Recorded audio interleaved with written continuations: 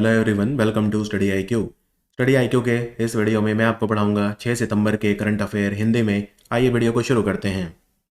हाल ही में केंद्रीय मंत्रिमंडल ने किसानों के जीवन को बेहतर बनाने और उनकी आमदनी बढ़ाने के लिए 14,235 करोड़ रुपए के कुल परिव्यय के साथ 7 योजनाओं को मंजूरी दी है।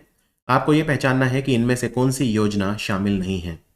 तो याद रखिए, एग्रीकल्चर मशीनरी और टेक्नोलॉजी एनहांसमेंट इसमें नहीं है, बाकी सब हैं। बेसिकली क्या है ना, अभी प्रधानमंत्री मोदी ने 7 योजनाएं हैं जो अप्रूव करी हैं, और वो सातों उनके कोई अलग से नाम नहीं है। जैसे एक डिजिटल एग्रीकल्चर मिशन तो मैंने डिटेल में आपको पढ़ाया था, बट उसके अलावा जो बाकी हैं वो ऑब्जेक्टिव्स के हिसाब से उनके नाम रखे हैं, बट ऐसे कोई योजना का अलग से कोई विशेष नाम नहीं है। तो वो सातों मैं आपको एक बार बता देता हूँ, उन पर हम बात कर लेते हैं। इन सातों में टोटल खर्चा जो होगा वो होगा 14,235 करोड़ रुपीज़। पहले डिजिटल एग्रीकल्चर मिशन, इसको हम डिटेल में पढ़ ही चुके हैं। इसमें जो टोटल खर्चा आएगा वो है 2817 करोड़, यानी 2817 करोड़। इसमें दो चीज़ें हैं, एग्री स्टैक जिसमें किसानों की रजिस्ट्री बनेगी, किसानों के पास जो ज़मीन है उस सब की रजिस्ट्री बनेगी, और किसान कौन कौन सी फसल उगा रहे हैं यानी जो क्रॉप सोन रजिस्ट्री है वो भी बनेगी। फिर है कृषि डिसीजन सपोर्ट सिस्टम, जिसमें भूस्थानिक सेवाएं, सैटेलाइट डेटा का इस्तेमाल होगा, weather data, satellite data, drought monitoring, geospatial data, ground water availability data, ये सब इसमें होगा। सैटेलाइट डेटा का इस्तेमाल हम इसमें करेंगे। तो ये बस चीज़ें हैं जो डिजिटल एग्रीकल्चर मिशन में है। किसानों को 12 डिजिट्स की एक यूनिक फार्मर आईडी भी दी जाएगी। और डिजिटल एग्रीकल्चर मिशन भारत में 6 जगह पे पायलट किया गया था, राइट। ये आप 6 जगह कौन सी हैं ये आपको मैंने बताया था। फर्रुखाबाद यूपी में, गांधीनगर गुजरात में, बीड़ महाराष्ट्र, यमुनानगर हरियाणा, फतेहगढ़ साहिब पंजाब और विरुधुनगर तमिलनाडु। 11 करोड़ किसानों की हमें आइडेंटिटी बनानी है, उनको एक स्पेशल फार्मर डिजिटल आइडेंटिटी बनेगी। इस साल, इस वित्तीय वर्ष में हम बनाएंगे 6 करोड़ की। फाइनेंशियल ईयर 26 जो अगला फाइनेंशियल ईयर, उसमें बनाएंगे 3 करोड़ की, और फाइनेंशियल ईयर 27 में बनाएंगे 2 करोड़ की। ये सब मैंने आपको बताया था। उसके बाद जो अगला है वो है crop science for food and national security. तो नाम से पता चल रहा है बेसिकली फूड सिक्योरिटी पे बात होगी इसमें। फूड सिक्योरिटी बहुत ज़रूरी है, क्योंकि देखिए जो एग्रीकल्चर एरिया है वो श्रिंक हो रहा है, यानी वो ज़मीन जिस पे खेती करी जाती है वो दिन पे दिन कम होती जा रही है। कई लोग किसानी यानी एग्रीकल्चर करना छोड़ रहे हैं, और बहुत सारा एग्रीकल्चर लैंड है जो कमर्शियल रियल एस्टेट या दूसरे कामों में इस्तेमाल किया जा रहा है। तो ऐसे में हम उत्पादकता से कॉम्प्रोमाइज़ नहीं कर सकते, प्रोडक्टिविटी कम नहीं कर सकते, क्योंकि ज़मीन पहले ही कम हो रही है। तो फूड सिक्योरिटी कहाँ से आएगी फिर, तो उस पर चर्चा होगी। और हमें फूड सिक्योर कंट्री बनना है 2047 तक, जो हमारी आज़ादी के 100 साल हो जाएंगे।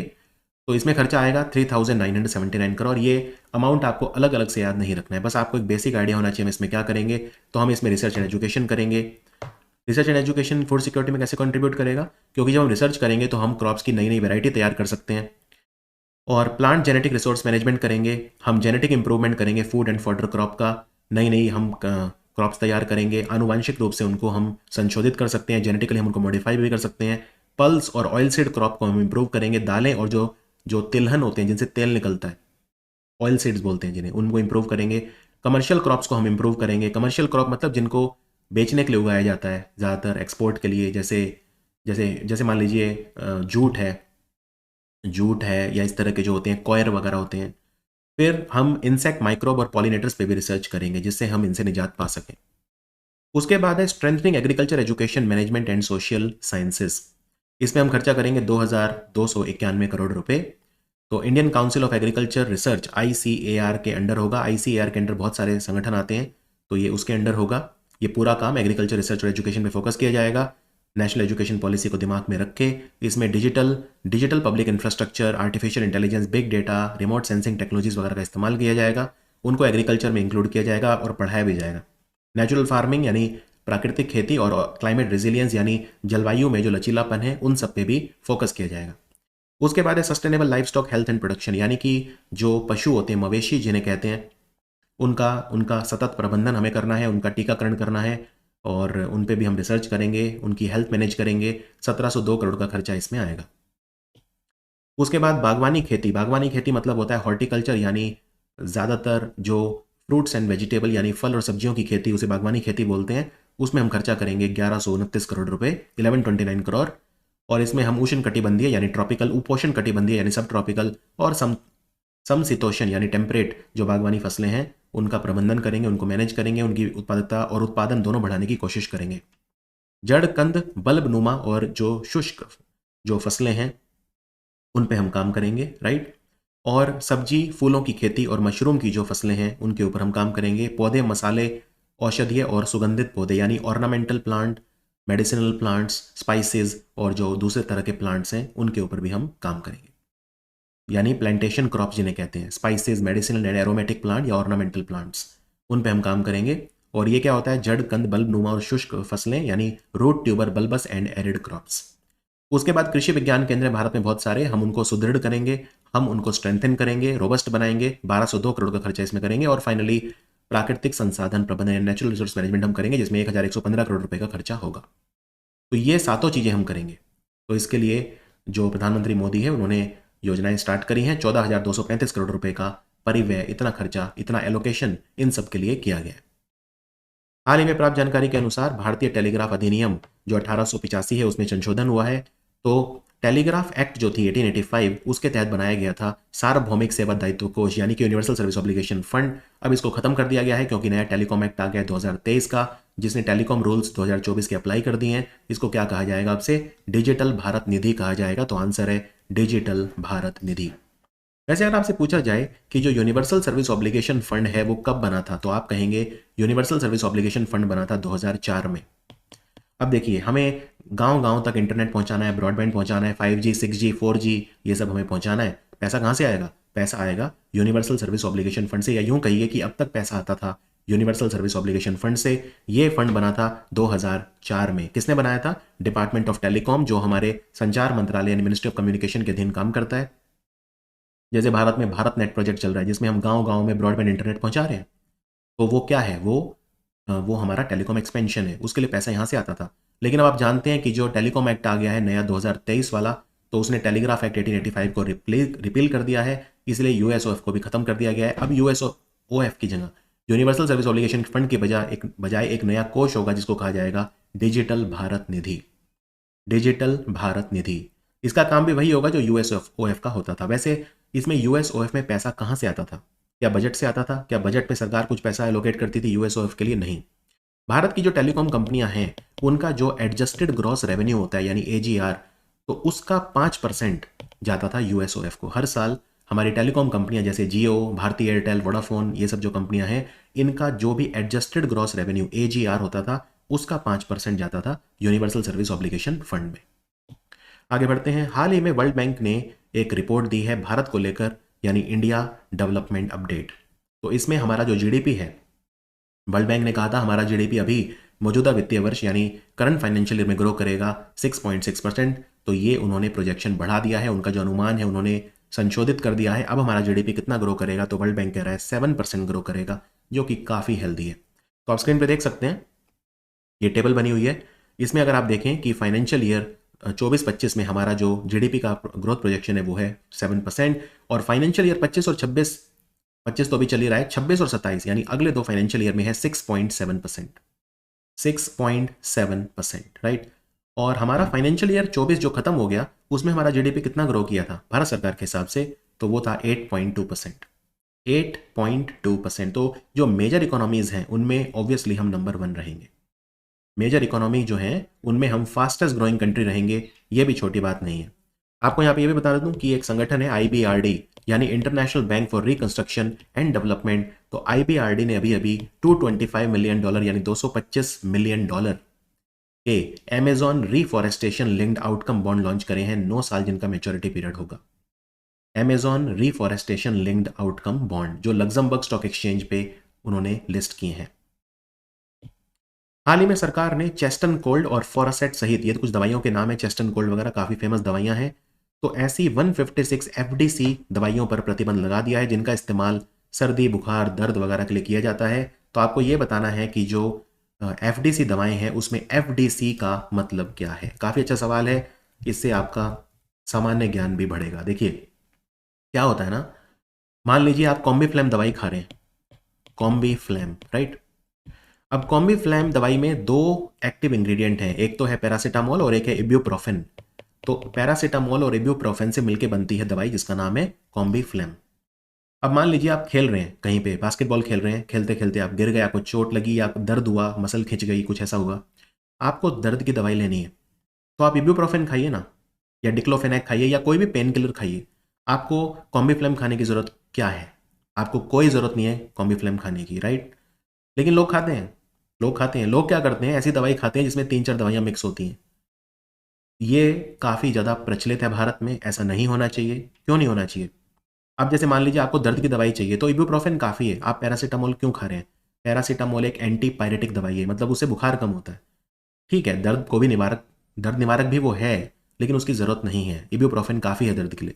पैरासिटामोल एनाल्जेसिक है, यानी दर्द निवारक है, लेकिन इबुप्रोफेन ही काफ़ी है, पैरासिटामोल उसमें मिक्स करके लेने की ज़रूरत नहीं है। ऐसे ही चेस्ट एंड कोल्ड टैबलेट आती थी, उसमें सिट्रिजिन भी है, फिनाइलएफ्रिन भी है और पैरासिटामोल भी है। सिट्रिजिन एलर्जी के लिए होती है, पैरासिटामोल बुखार के लिए होती है और फिनाइलएफ्रिन जो होती है वो जुकाम के लिए होती है, राइट? क्लोरफेनिरामिन या फिनाइलएफ्रिन इस तरह की दवाई हम खाते हैं। अब उसमें सारी मिक्स हैं, तो लोग चेस्ट एंड कोल्ड खाते थे। क्यों खा रहे हैं भाई? आपको क्यों, अगर आपको बुखार है तो आप डोलो खा लीजिए पैरासिटामोल। आप चेस्ट एंड कोल्ड क्यों खा रहे हैं? उसमें क्योंकि कोल्ड की दवाई भी है, उसमें एलर्जी की दवाई भी है, सेट्रिजिन, कोल्ड में भी सेट्रिजिन हम लेते हैं। तो अननेसेसरी की दवाइयां भारत में हम खाते हैं। एफडीसी को बोला जाता है फिक्स डोज कॉम्बिनेशन, यानी 2-3 एक्टिव इंग्रेडिएंट सॉल्ट कंबाइन करके दवाइयां बनती हैं, उन्हें एफडीसी कहा जाता है। ये हमें नहीं लेनी चाहिए। इसका एक नुकसान और बताता हूं आपको। अब इसी तरह एंटीबायोटिक्स भी खाते हैं लोग भर के। कुछ भी छोटी सी चीज हुई, एंटीबायोटिक खा ली। इनफैक्ट लोगों को मैं देखता हूं कि वायरल फीवर हो जाता है। वायरल फीवर बहुत कॉमन है, इस समय मौसम बदल रहा है, मानसून खत्म हो रहा है, सर्दियों की तरफ हम जा रहे हैं, तो इसमें तो वायरल फीवर हर दूसरे पर्सन को फैल रहा है। लोग वायरल में भी बैक्टीरिया के खिलाफ जो दवाई होती है एंटीबायोटिक, वो खा रहे हैं। जब वायरल मतलब क्या है, वायरस से फैल रहा है वो, राइट? आप उसमें एंटीबायोटिक क्यों खा रहे हो? और अगर आप एंटीबायोटिक खा रहे हो तो उसका नुकसान आपको हो रहा है। क्यों? क्योंकि एंटीबायोटिक रेजिस्टेंस हो जाती है, फिर वो काम नहीं करती। आप एंटीबायोटिक अगर बेकार में खाते रहेंगे तो फिर जब वास्तव में बीमारी आएगी और आपने तब एंटीबायोटिक खाई तो वो काम नहीं करेगी। इसको एंटी माइक्रोबियल रेजिस्टेंस कहा जाता है, एएमआर। और मैं नहीं कह रहा, डब्ल्यूएचओ कह रहा है कि ये दुनिया में दूसरे नंबर पे सबसे बड़ी समस्या है आने वाले समय में, राइट? एयर पोल्यूशन के बाद तो एंटी माइक्रोबियल रेजिस्टेंस। तो फिक्स डोज कॉम्बिनेशन कई हैं ऐसे, सबको तो बैन नहीं कर सकते ओब्वियसली, लेकिन 156 फिक्स डोज कॉम्बिनेशन है जिनको भारत सरकार ने बैन कर दिया है। भारत की राष्ट्रपति ने सुप्रीम कोर्ट का 75th जो वर्ष है उसके उपलक्ष्य में भारत के सर्वोच्च न्यायालय के नए ध्वज और प्रतीक चिन्ह का अनावरण किया। कहने का मतलब यह है, सुप्रीम कोर्ट के 75 ईयर पूरे हो रहे हैं। सुप्रीम कोर्ट कब बना था? 26 जनवरी 1950 को एस्टेब्लिश किया गया था और सुप्रीम कोर्ट का उद्घाटन हुआ था 28 जनवरी, 2 दिन बाद, 1950 को। 26 जनवरी 1950 को हमारा संविधान भी लागू हुआ था, हम एक रिपब्लिक कंट्री बन गए थे। तो सुप्रीम कोर्ट का जो ये डिजाइन करा है झंडा, आप देख सकते हैं, यहाँ फोटो दिख रही है आपको। इसमें जो डीवाई चंद्रचूड़ हैं वो राष्ट्रपति द्रौपदी मुर्मू को गिफ्ट कर रहे हैं वो झंडा। इस झंडे में अगर आपको दिखाई दे रहा है, सुप्रीम कोर्ट की बिल्डिंग बनी हुई है, उसके ऊपर अशोक चक्र है और उसके नीचे एक खुली किताब है। ये किताब है हमारे संविधान की किताब है, राइट? तो सुप्रीम कोर्ट का ये जो झंडा बनाया है, किसने बनाया है? ये बनाया है NIFT, national institute of fashion technology Delhi, NIFT Delhi ने, इन्होंने डिजाइन करा है। और इसमें नीचे एक संस्कृत में एक कुछ लिखा हुआ है। वो क्या लिखा है तो आप अपनी स्क्रीन पे देखिए। तो इसमें लिखा है, देखिए, सबसे पहले तो ये ध्यान रखिए 75 ईयर सुप्रीम कोर्ट के हो रहे हैं, होने वाले हैं, मतलब ऑब्वियसली 26 जनवरी 2025 अब दूर नहीं है, तो सुप्रीम कोर्ट के 75 ईयर पूरे हो जाएंगे। तो इस उपलक्ष्य में एक 10 रुपए की स्टैंप लॉन्च हुई है, एक 75 रुपए का चांदी का, शुद्ध चांदी से बना हुआ सिक्का भी जारी किया गया, राइट? और इसमें जैसा मैंने बताया, अशोक स्तंभ का जो अशोका चक्र जो है वो है, सत्यमेव जयते लिखा हुआ है यहाँ पे। और इसमें जो सिक्का है, सिक्के की बात हो रही है, सिक्के के ऊपर अशोक स्तंभ का सिंह जो शिखर है वो है। और जो झंडा मैंने आपको बताया उस पे क्या लिखा है? उस पे लिखा है यतो धर्मस्ततो जय। ये महाभारत से लिया हुआ है, महाभारत में इसका कई बार वर्णन है, यतो धर्मस्ततो जय। ये झंडे पे भी लिखा है, राइट? और ये सिक्के पे भी लिखा है, बाय द वे। 75 रुपए का जो सिक्का है उस पर भी लिखा है, और जो ये सुप्रीम कोर्ट का जो ये इंसिग्निया और फ्लैग है इस पे भी लिखा है यतो धर्मस्ततो जय। और अगर आपसे पूछें ये कहाँ से लिया है, कई बार पूछ लेते हैं कहाँ से लिया है, तो ये महाभारत से लिया है। इनफैक्ट महाभारत में इस यतो धर्मस्ततो जय का वर्णन 13 बार है। इसका मतलब क्या होता है? यतो धर्मस्ततो जय का मतलब होता है जहां पे धर्म है वहां पे विक्ट्री है, वहां पे जय है। जहां पे धर्म है वहां पे जय है, यतो धर्मस्ततो जय। और एनआईएफटी ने इसको डिजाइन किया है। सुप्रीम कोर्ट में कितने जज होते हैं? सुप्रीम कोर्ट में 34 जज होते हैं। 33 नॉर्मल जज होते हैं, एक चीफ जस्टिस होता है। अभी है डीवाई चंद्रचूड़, इनके बाद बनेंगे संजीव खन्ना। संजीव खन्ना 51वें होंगे। अभी है डीवाई चंद्रचूड़, नवंबर तक है, नवंबर में रिटायर हो रहे हैं। अब ऑलरेडी सितंबर तो अब आधा खत्म हो ही गया है, तो बस 2 महीने और रहेंगे।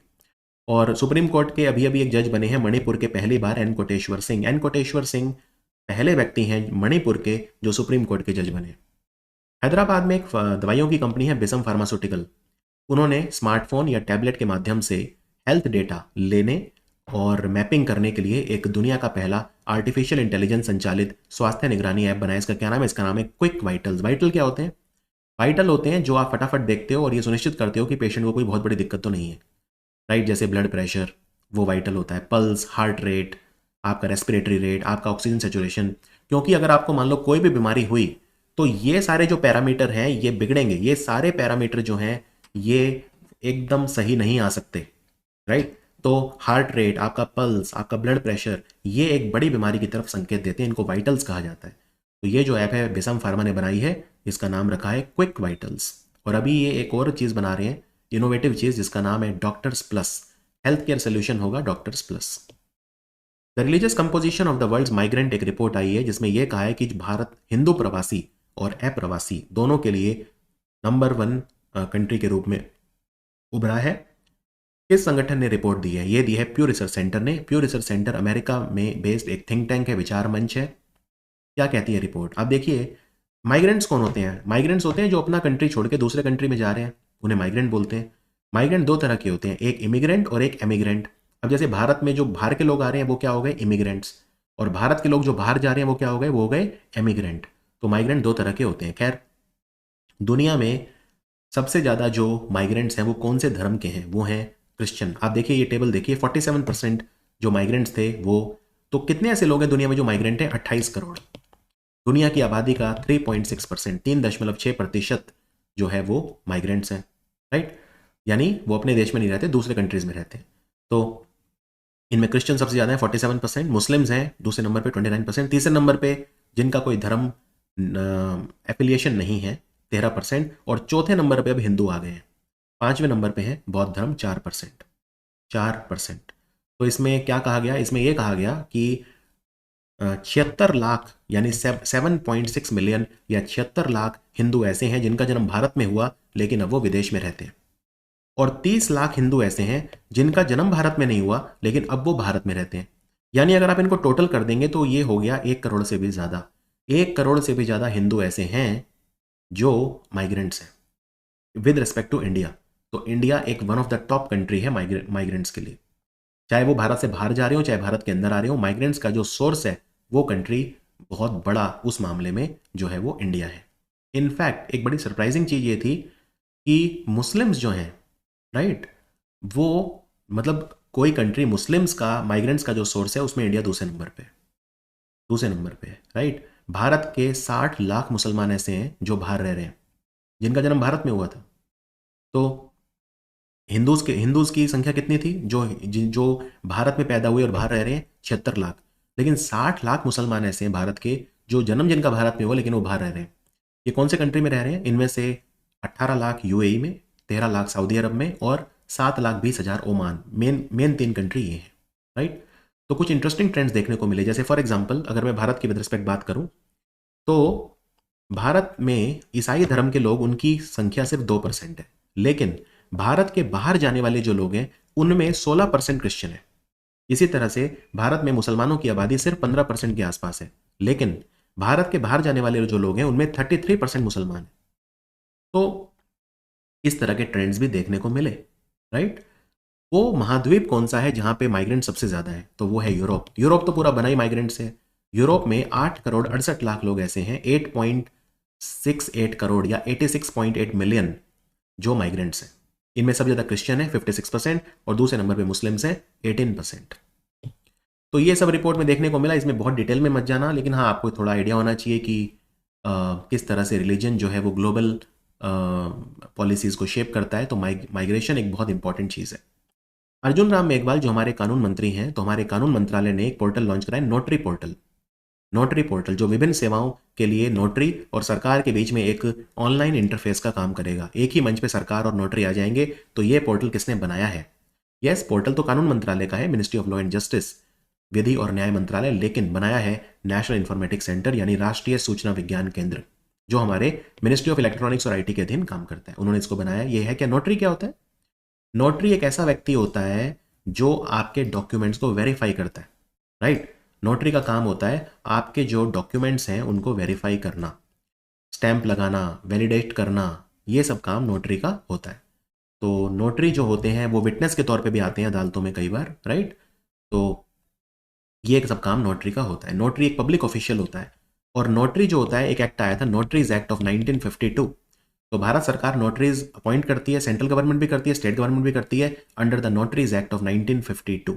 तो नोटरी का क्या काम होता है? एविडेंस को रिकॉर्ड करना। सिविल मामलों में और क्रिमिनल मामलों में आपके जो एविडेंस है उनको रिकॉर्ड करता है नोटरी।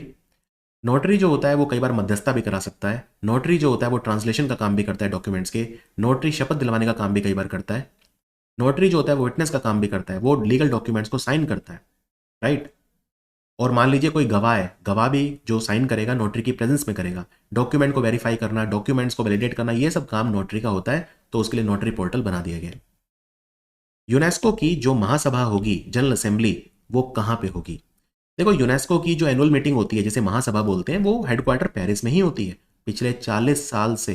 ध्यान से सुनिए, यूनेस्को की जो महासभा होती है, हर साल एनुअल मीटिंग होती है उनकी।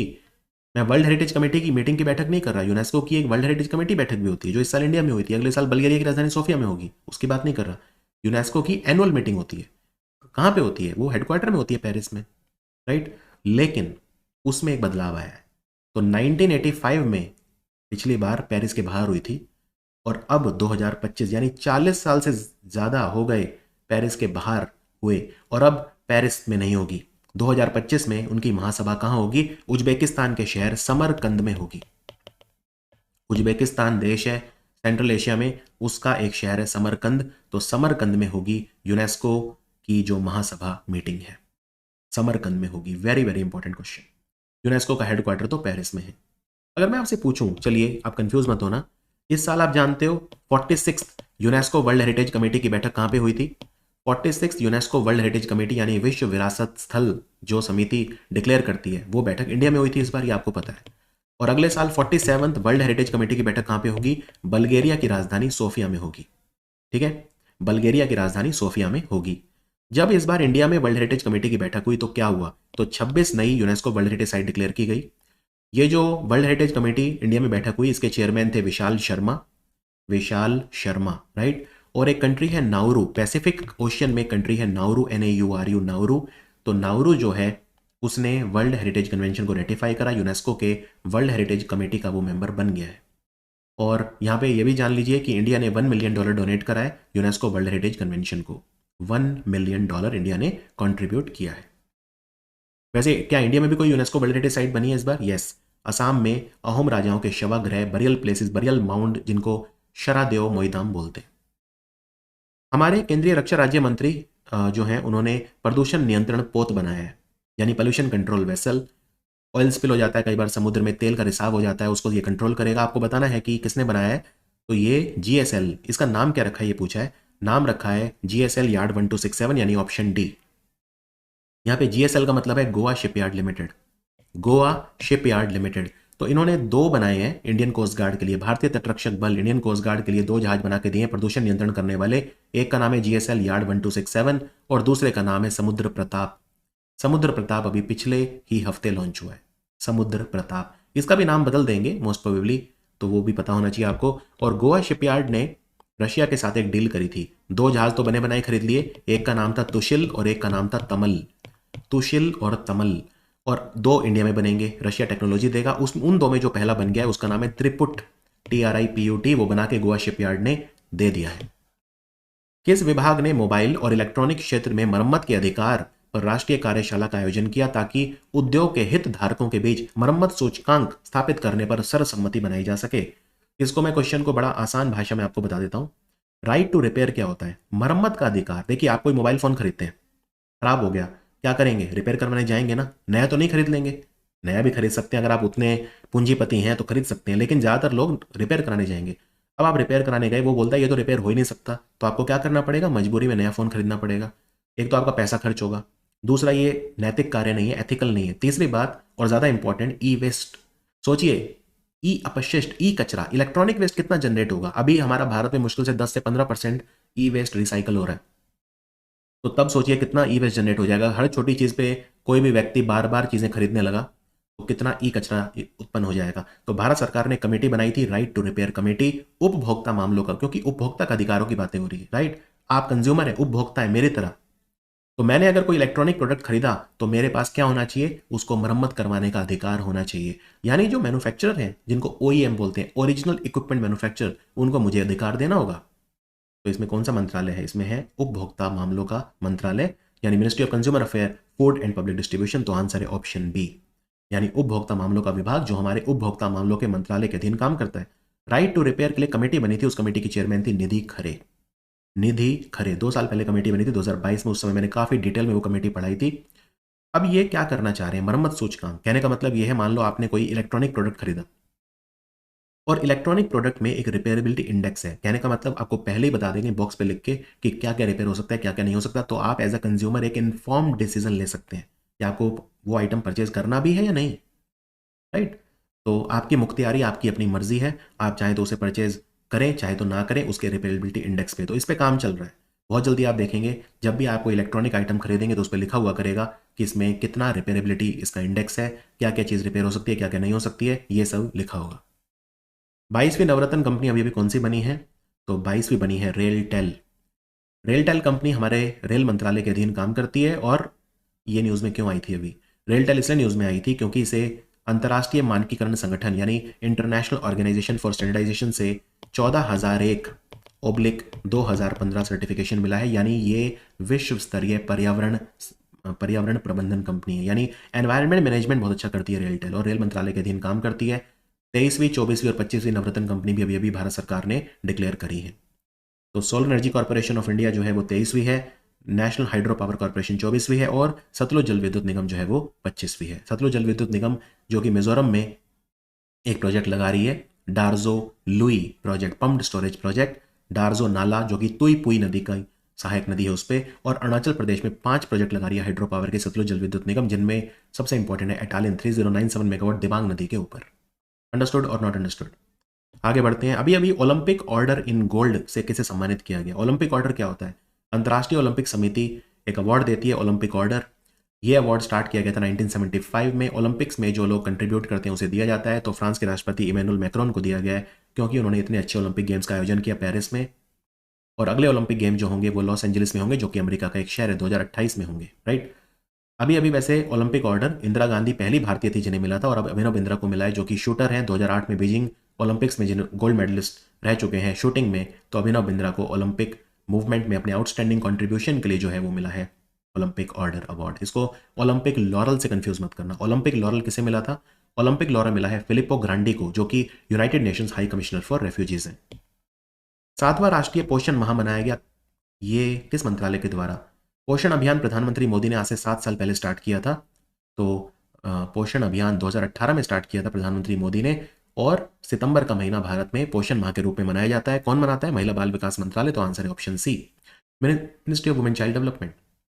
तो 7वां राष्ट्रीय पोषण माह, इसका उद्घाटन कहाँ पे किया, महात्मा मंदिर गांधीनगर गुजरात में। ऑफिशियल सेलिब्रेशन जो हुए थे वो वहाँ पे हुए थे। और या बस इतना ध्यान रखिए।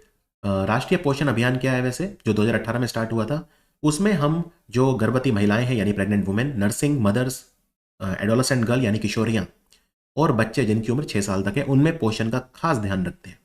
और महिला बाल विकास मंत्रालय अब इसलिए भी न्यूज़ में आया था क्योंकि इसने शी बॉक्स यानी sexual harassment electronic box launch करा है, पोर्टल SHE बॉक्स, जिसमें महिलाएं अगर उनके खिलाफ कोई भी सेक्सुअल हैरेसमेंट होता है, ईव टीजिंग, रेप अटेम्प्ट या किसी भी तरह का यौन उत्पीड़न, तो वो वहाँ पे अपनी जो शिकायत है, अपनी कंप्लेन दर्ज कर सकती हैं। इस पोर्टल का नाम है सेक्सुअल हैरेसमेंट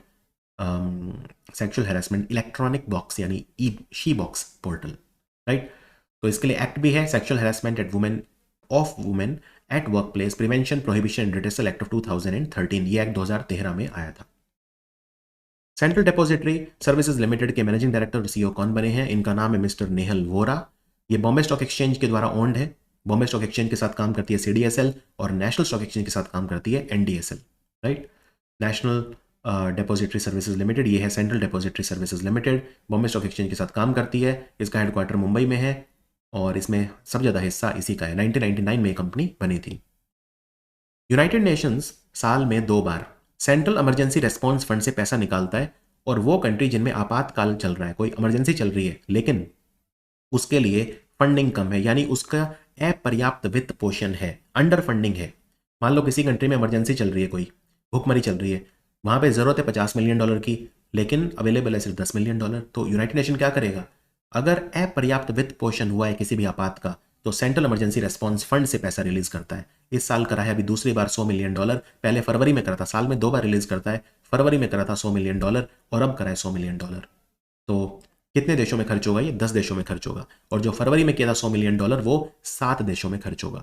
तो मैं आपको दिखा देता हूँ, आप स्क्रीन पे देख सकते हैं। यमन में सबसे ज्यादा होगा $20 मिलियन, फिर इथोपिया में 15, म्यांमार में 12, माली में 11, बर्किना फासो में 10, हैती में 9, कैमरून में 7, इत्यादि इत्यादि। सब ज्यादा यमन में खर्च होगा क्योंकि यमन में भुखमरी बहुत ज्यादा है। और ये सेंट्रल इमरजेंसी रेस्पॉन्स फंड बना था 2005 में, लॉन्च हो गया था 2006 में, बना था 2005 में। और किसने बनाया था? संयुक्त राष्ट्र महासभा ने बनाया था। और इस साल में 2 बार पैसा रिलीज करता है। पेरिस में जो पैरालंपिक हुए उसमें पिस्टल कैटेगरी में पदक जीतने वाली पहली भारतीय महिला निशानेबाज कौन बन गई? इनका नाम है रुबीना फ्रांसिस। ये जबलपुर मध्य प्रदेश से हैं और पिस्टल में पहली बार किसी भारत की महिला ने पदक जीता और वो है रुबीना फ्रांसिस। ये जबलपुर मध्य प्रदेश से हेल करती हैं, राइट। और पैरालंपिक में शानदार परफॉर्मेंस था हमारा, कई बार मैं बता चुका हूं। ध्वज वाहक थे सुमित अंतिल और भाग्यश्री यादव ओपनिंग सेरेमनी में, और क्लोजिंग सेरेमनी में थी प्रीति पाल और हरविंदर सिंह, राइट। तो ये नाम भी याद रखिए। और सत्य प्रकाश सांगवान जो थे वो थे शेफ डे मिशन।